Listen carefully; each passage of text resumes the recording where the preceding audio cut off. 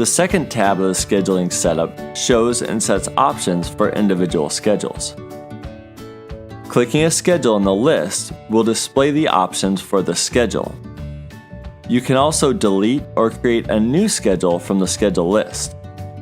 When we click a schedule, you have 4 additional screens that can be accessed: Details, Appointment Types, Emails, and Schedule Blocks. Let's address each of these, but first the details.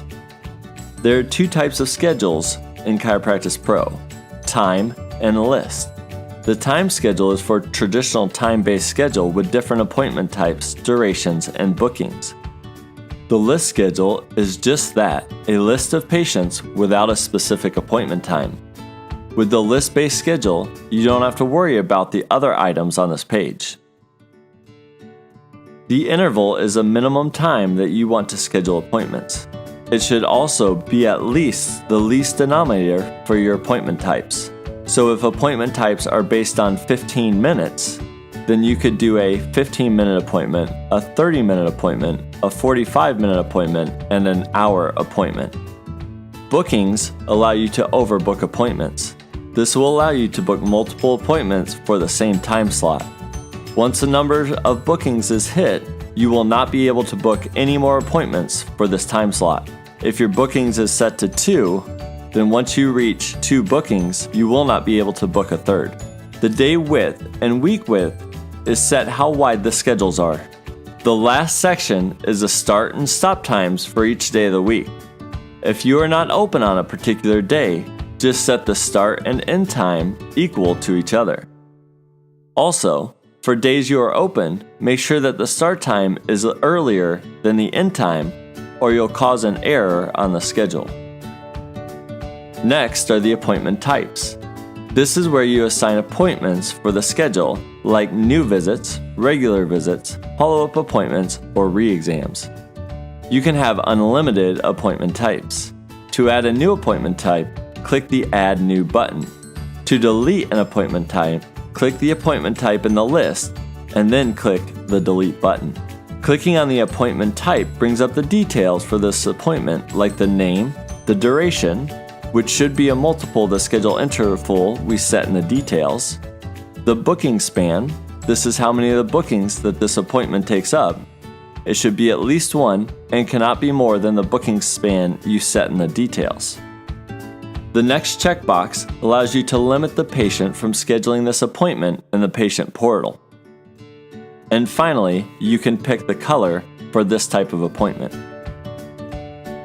The next section is the emails. There are 3 emails or texts that can be sent out when certain events happen.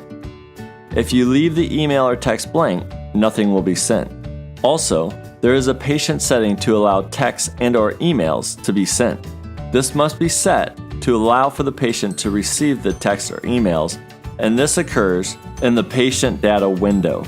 The confirmation email or text is sent when you create an appointment. It will also add to the end of the email the date and time of the scheduled appointment. The reminder email or text is sent automatically at the specified time and days before the appointment. It can also be sent by clicking the Send Reminder button on the schedule or the individual appointment. The cancellation email or text is sent when an appointment is canceled. Each of the emails have a name, reply to email, and subject that can be set. When we create your system, we create a unique email address for you on your system that actually sends out the email. In most cases, when an email or text is responded to, it will go to the reply to email address. The final section is the schedule blocks. Setting a block allows you to block off a portion of your schedule for lunch or meetings between your open and close time. Blocks are set by either a date range or by a day of the week. The description is shown on the schedule. For the date range blocks, you will have the option of a start date, end date, and frequency. The day of week block allows you to choose what day of the week the block will apply to. Both type allow you to select a start and end time or whether the block is for the entire day. You do have the option of allowing appointments to be booked during this block if you click the Overschedule checkbox. The color for the block can be set as well. Finally, if you have a block established and you want an exception, you can create an exception to the block by selecting a date. We've covered a lot of ground with the schedules. If you have any questions, send us a support request or email us at info@chiropracticepro.com.